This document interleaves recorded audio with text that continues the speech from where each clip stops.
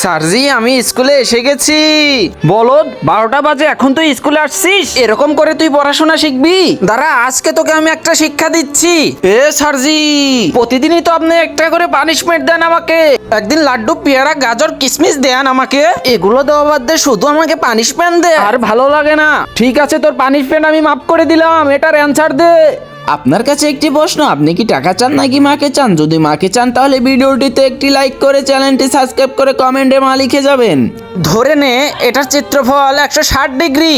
এটা কেমন করে সম্ভব? এটা কেমন করে হবে?